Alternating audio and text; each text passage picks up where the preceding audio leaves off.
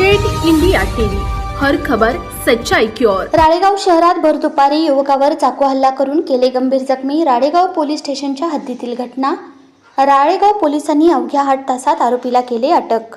राळेगाव येथे दिनांक 12 सप्टेंबर 2024 रोजी दुपारी 1:30 वाजण्याच्या दरम्यान भर दुपारी राळेगाव शहरातील महालक्ष्मी मोबाईल शॉपीजवळ चाकू हल्ला करून गंभीर जखमी करण्यात आले।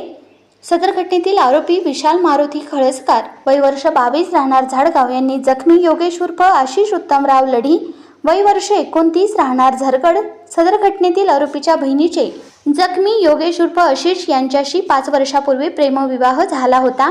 तेव्हापासून जखमी ही त्यांच्या बहिणीला खूप त्रास देत असल्याने सदर घटनेतील आरोपी यांनी राळेगाव शहरातील महालक्ष्मी मोबाईल शॉपीजवळ जखमीच्या पोटावर मानेवर चाकूने जिवे मारण्याच्या हेतूने वार केले। सदर घटनेची माहिती राळेगाव पोलीस ठाण्याचे ठाणेदार सीताराम महेत्रे यांना मिळताच त्यांनी तातडीने घटनास्थळी पोहोचून जखमीला रुग्णालयात त्याच्या नातेवाईकांसह दाखल केले। पुढील उपचारासाठी शासकीय रुग्णालयात यवतमाळ येथे रुग्णाला पाठवण्यात आले आहे व त्याच्यावर उपचारही सुरू आहेत। जखमीचा भाऊ स्वप्नील उत्तम लढी यांनी राळेगाव पोलीस स्टेशनला रिपोर्ट दिला असता त्यावरून अप क्रमांक 376/24 कलम 109 भारतीय न्यायदंड संहिता अन्वये गुन्हा दाखल करण्यात आला आहे।